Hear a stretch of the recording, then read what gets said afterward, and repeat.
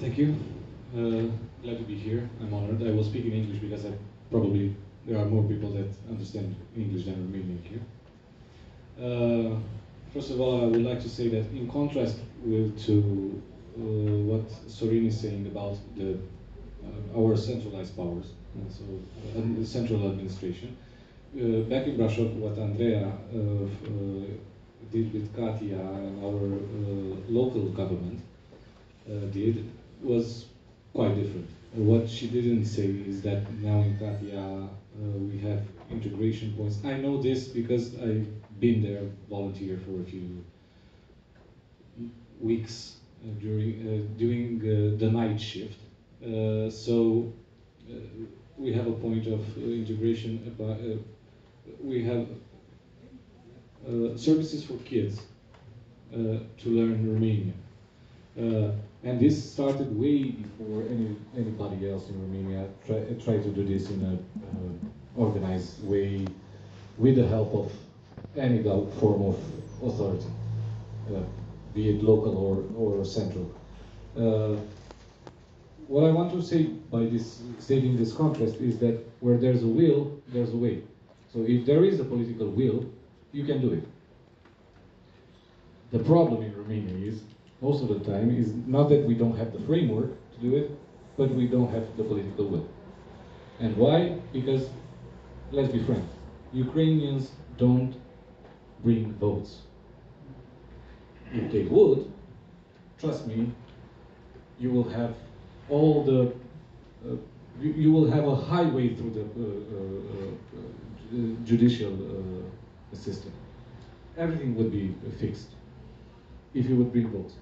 So basically, it takes guts for the political people in the government or in the local governments to do something for the Ukrainian refugees.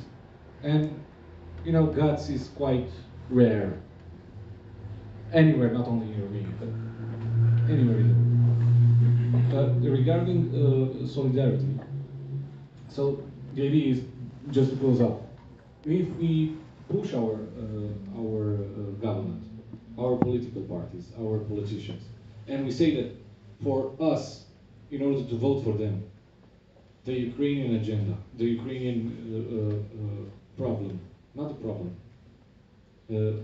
support, the Ukrainian support, it is a very important piece of our political agenda, then we might make them, okay, so you will go to vote, you are interested in Ukrainian support, I will have to give you something, because we are in an election year, right? So I will have to give you something in order to get your vote. So what do you want with the Ukrainian support? Judicial system help. Okay. If I will get to be a deputy, I will do that. Or if I will be a senator, I will do that. But that's important because then we put it on the public agenda. From public agenda, we can transform it into public policy. But that's up to everybody, all of us from this room, not only social society or Ukrainian embassy or Romanian or Ukrainian diplomats. Everybody around here has to use its voice. Regarding solidarity and my experience, I started my support for Ukraine in 26th of February 2022, so almost 2 years ago, writing night summaries, meaning what's happening on the front lines. I was writing them every night, because on the day I was working as a political consultant. In the night I was writing this. They became viral, and after that, in the summer, Romanian-Ukrainian soldier who was fighting in Donbass contacted me. No, he didn't die. Not that one. Misha contacted me and said he needed help to get humanitarian aid to the people liberated in the countryside in Donbass. So we were thinking about if I get together to raise about 10,000 euros, it would be absolutely amazing. I just made a partial total. Last week, I raised about 750,000 euros already and sent them to Ukraine. I've been to Ukraine lots of times. I spent a few months on the front lines in Kharkiv region, in Kherson region. I've been to Bakhmut 3 times. Basically, at almost any city that you know and you heard about in Ukraine, except of Avdiivka, because I was in Romania, I've been there. Bakhmut, Sloviansk, Kramatorsk, Kharkiv, Kherson, Odessa, Mykolaiv, I don't know, Kryvyi Rog, Dnieper, Pavlograd, Petrograd, all around, giving as much as I could from Romanians. So 750,000 euros from approximately 15,000 Romanians on my Facebook page. That's quite a lot, because I have a pool of 72,000 followers. So from 72,000 followers, about 15,000 of them donated to me at least once.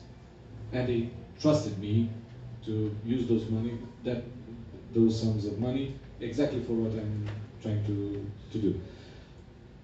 What I've done, what I brought there, if you're interested, 4 military trucks, 5 ambulances, 1 fire truck that I brought to Bakhmut. I was a neighbor with Prigozhin for a few hours.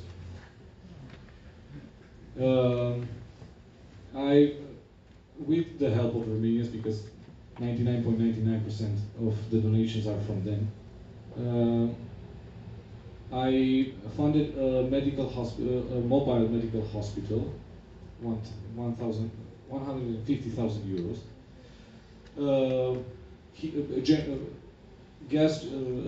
Gasoline generators for the winter in 2022-2023 winter, because if you remember, Ukraine was heavily shelled and the electrical system was, the power grid was down many times, so they needed generators. I brought 30 generators over there.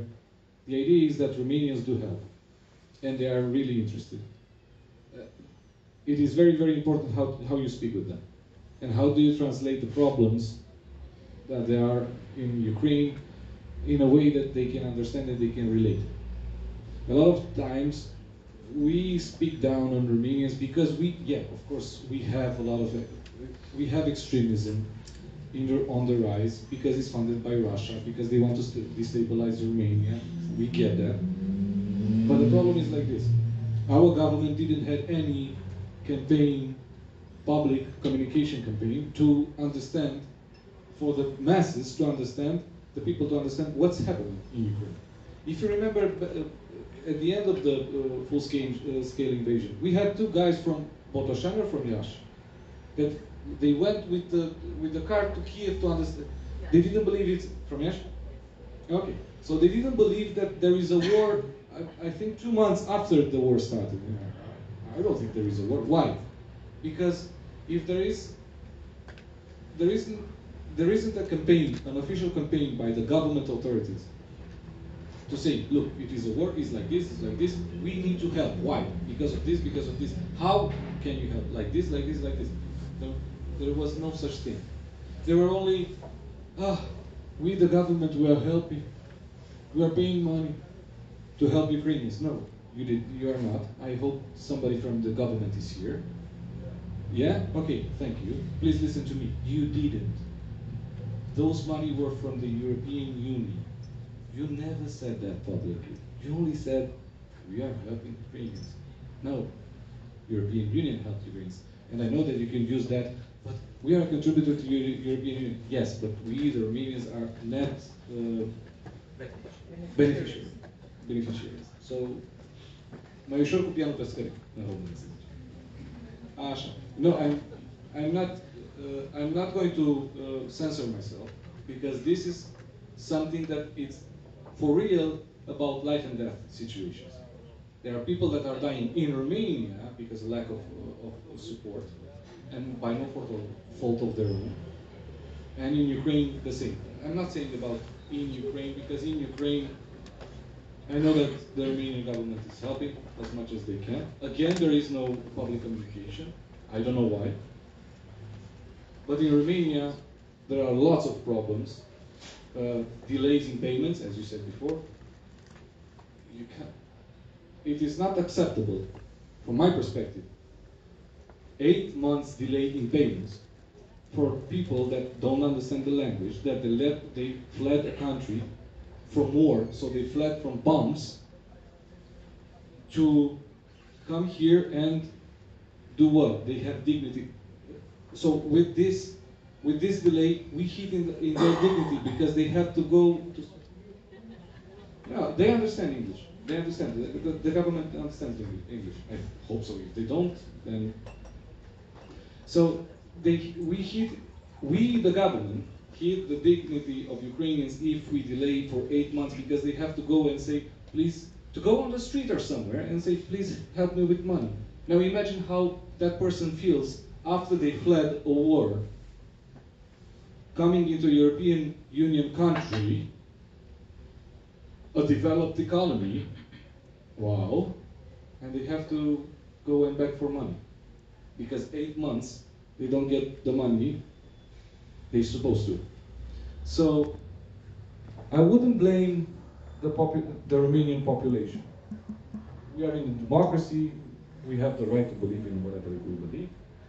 It is those who are in power, in charge, and maybe civil society duty to inform the people. And after that, if they still believe stupid things coming from Russian propaganda, well, we'll try to isolate them if we can. I myself am not speaking with any pro-Russian anymore. I'm just blocking them on Facebook, and if it's face-to-face, and you believe Putin, yeah, F off. F off. We don't have anything in common, let's not talk. So yeah, let's act together. I mean, I hope this is not we didn't gather around here just to talk, but to do something. I'm begging you to continue to support Ukraine, because this is very important. Again, this is not about who's better or who's worse, who's thinking this, who's believing that. It's about helping lives, many lives. So yeah, I think this is the most important thing we could do in our lifetime, helping others. Thank you.